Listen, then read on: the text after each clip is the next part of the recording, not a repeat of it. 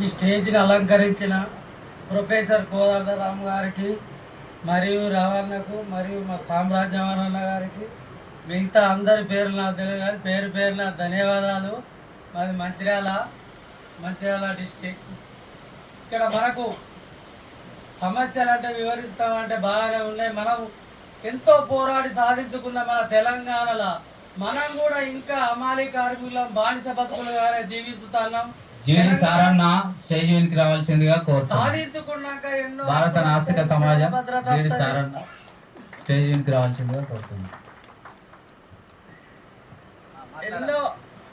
ఎన్నో హక్కులు మనకు కల్పిస్తారు. మన తెలంగాణ సాధించడం కానీ ఎన్నో పోరాటాలు చేస్తే తెలంగాణ సాధించుకున్నాం. కానీ తెలంగాణ సాధించుకున్నాక ఒక ఉన్నోళ్ళకే తెలంగాణ సొంతం అయిపోయింది. కానీ ఇదే అమాలి కార్మికులు కానీ గరీబ్ వాళ్ళకి కానీ ఎవరికి కానీ తెలంగాణ అసలు ఆ కార్మికులకు ఉద్యోగ భద్రత అనేది లేనే లేదు. ఇక్కడ చేసే పనులు చేసే కాడ ఆ సేట్లు ఏ చేత చేయరు లేకుంటే అనేది ఒక సిస్టమ్ అనేది ఉన్నది. మీ ఇష్టం ఉంటే చేయరు, లేకుంటే బీఆర్ఓలో పెట్టి చేయించుకుంటాం, లేకుంటే అదర్స్ పెట్టి చేయించుకుంటాం. మాకు ముఖ్యంగా ఈ సంక్షేమ బోర్డే కాకుండా ఉద్యోగ భద్రత కూడా కావాలి, ఈఎస్ఐ కావాలి, పిఎఫ్ కావాలి. మాకు కొన్ని సంక్షేమ పథకాలలో కూడా మాకు హక్కులు కల్పించాలి. మా పిల్లల చదువులకు కూడా కష్టమవుతుంది. ఎన్నో సమస్యలు ఉన్నాయి కానీ పట్టించుకునే దాత కూడా లేడు. ఒక మా సామ్రాజ్యం అన్న ముందుకు వచ్చి ఇప్పటికీ కార్మికుల కొరకు కంపల్సరీ అమాలీలకు ఒక హక్కులు కావాలని పోరాటం చేస్తాను. ఆయన పోరాటంలో మేము అందరం కూడా ఐకమత్యంగా పోరాడతామని, ఆయనకు మద్దతు తెలుపుదామని,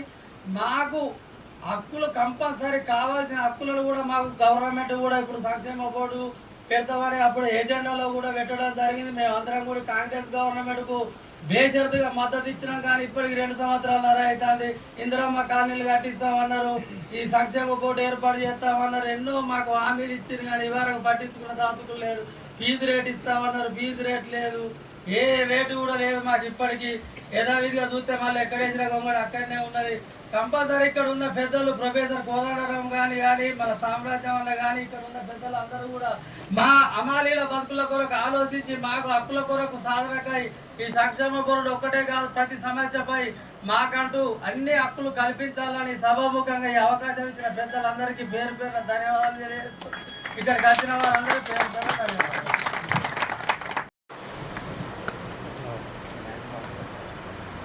ఉన్న పెద్దలందరికీ నమస్కారం.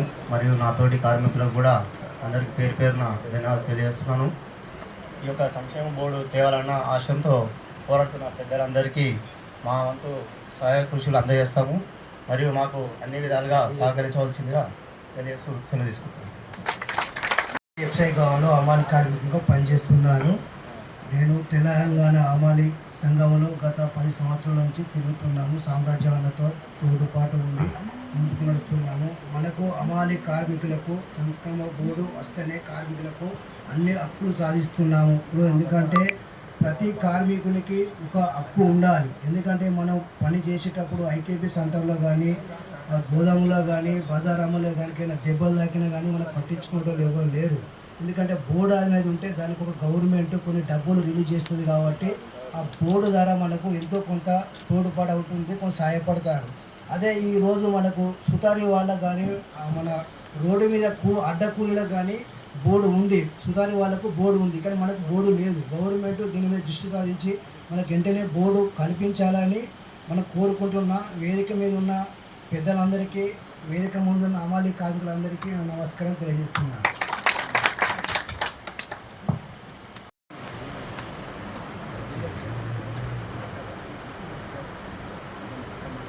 నా పేరు రమేష్.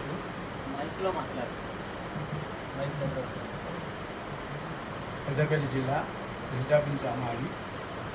మేము ఎన్నో రోజుల నుంచి 30 సంవత్సరాల నుంచి అమలు పనిచేస్తాము. కానీ మాకు జిఎఫ్ కానీ ఏఎస్ఐ కానీ ఏది కటింగ్ లేదు.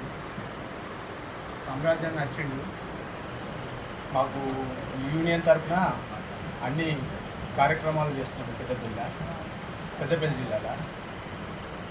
ఇంకోటి మనం అందరం ఐక్యతగా ఉంటేనే బోర్డు కానీ ఏ సాధనకైనా కానీ మనం అందరం ఐక్యతగా ఉండి సాధించాలని కోరుకుంటున్నాం.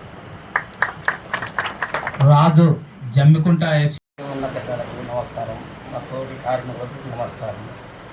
గత జమ్మికుంట వ్యవసాయ నేను పెద్ద మనిషిగా చేస్తున్నా. అయితే అక్కడ ఏమైందంటే 2 సంవత్సరాల కింద అది కాంటాక్ట్ అయింది. అయినాక మాకు ఏం లేకపోయేటలకు మాకు శ్రీనివాసరెడ్డి గారు, సామ్రాజ్యం గారు, వెంకటరెడ్డి గారు ముందుండి మేము ఉన్నారా బిడ్డ, మీరు పనిచేసుకోరి, ఏదైనా మీకు మంచిగా ముందు నడిపిస్తాం అన్నాక ప్రతి నెల ఈఎస్ఐ పిఎఫ్ ప్రతి నెల కడుతుండు. ఒక నెల కనుక కట్టకపోతే అన్న మరి సంగతి ఏంది అని అంటే సార్ గారు ముందుండి మాకు అది ముందుండి కట్టిస్తాడు. ఒక నెల కట్టకపోతే అడిగి పోయి తీసుకొస్తున్నాం. గతంలో ఏమైందంటే ఒక 2 నెలల కింద 2 నెలలు పిఎఫ్ కట్ అయినాక ఈఎస్ఐ కట్ అయినాక మా దాంట్లో ఒక 2 కార్మికులు చనిపోయారు. చనిపోతే దీన్ని ఎట్లా అన్న మరి దీని ప్రాసెస్ ఎట్లా ఏం కదా అని వెంకటరెడ్డి అన్న గారును, సామయ్య గారును, శ్రీనివాసరెడ్డి గారిని అడిగితే అక్కడికి పంపించిండు. ఏది పిఎఫ్ ఆఫీసు పంపించేసి దాన్ని ప్రాసెస్ ఎట్లుంటుంది అని పోతే వాళ్ళకి పిఎఫ్ అన్న బాబద్ది కట్ అయినాక దాన్ని ముందుండి నడిపిస్తే వాళ్ళ భార్యల పిల్లలకు పింఛని అమలు చేయించిండు. ఇంకా రాలే, ఇంకొక 2-3 నెలల్లో వస్తుంది కావచ్చు. వాళ్ళ భార్య పిల్లలకు 1500 నుంచి 3000 రూపాయల పింఛని అమలు చేయించిండు. చేయించినాక అన్న మరి ఇది పద్ధతి అన్నాక ఇంకొక మనిషికి ఏమైందంటే ఇన్సూరెన్స్ మా తరఫున ఒక మనిషికి ఇన్సూరెన్స్ కట్టినాం అన్నట్టు బ్యాంకులో 1000 రూపాయలు కట్టినాక ఆ మనిషి యాక్సిడెంట్ అయ్యి చనిపోతే దీని ప్రాసెస్ ఎట్లుంటుంది అన్నాక అన్నగారు ముందుండి ఈ పద్ధతిలో పోదాం అన్నాక ఆ మనిషికి 2 నెలల 20 లక్షల రూపాయలు ఇప్పించినాం. నేను దగ్గరుండి అన్నగారు ముందుండి మరి మాకు ముందు అన్నగారు, వెంకటరెడ్డి అన్నగారు, శ్రీనివాసరెడ్డి గారు ఈ పద్ధతిలో పోరా అని చెప్పారు. ఇది జరిగిన మా ఎఫ్ఐ తరఫున బోర్డు సాధన సమావేశానికి సభాధ్యక్షత వహించిన పెద్దలందరికీ మరియు వివిధ జిల్లాల నుంచి వచ్చిన మన కార్మిక సోదరులందరికీ నా యొక్క హృదయపూర్వక నమస్కారాలు తెలియజేస్తున్నాను.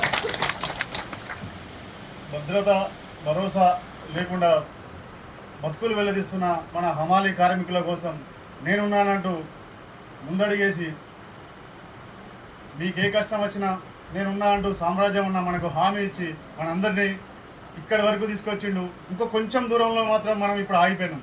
ఈరోజు ఆ కళ కూడా నెరవేరబోతుంది. సామ్రాజ్యం ఉన్న ఆధ్వర్యంలో ఆ కళను కూడా ఈరోజు సాకారం చేసుకోబోతున్నాం. ముఖ్యంగా నేను 18 సంవత్సరాల నుంచి పెద్దపల్లి రైల్వే గుడిసెట్లో పనిచేస్తున్నాను. ఇప్పుడు మా డైరెక్టర్లు, మా పెద్ద మనుషులు కూడా వచ్చారు. 11-12 మంది వచ్చారు ఈరోజు. 18 సంవత్సరాల కాలంలో అంతకుముందు ఈస్టర్ట్ 1959 మా సొసైటీ రేట్లు కానీ, పిఎఫ్ కానీ, ఈఎస్ఐ కానీ ఏది లేకుండే. అప్పుడు మన సంఘం వచ్చిన తర్వాత సామ్రాజ్యం ఉన్న నాయకత్వంలో 120 మందికి ఉచిత పిఎఫ్, ఈఎస్ఐ చేసుకున్నాం. అది గర్వకారణంగా నేను చెప్పుకుంటున్నాను ఈరోజు.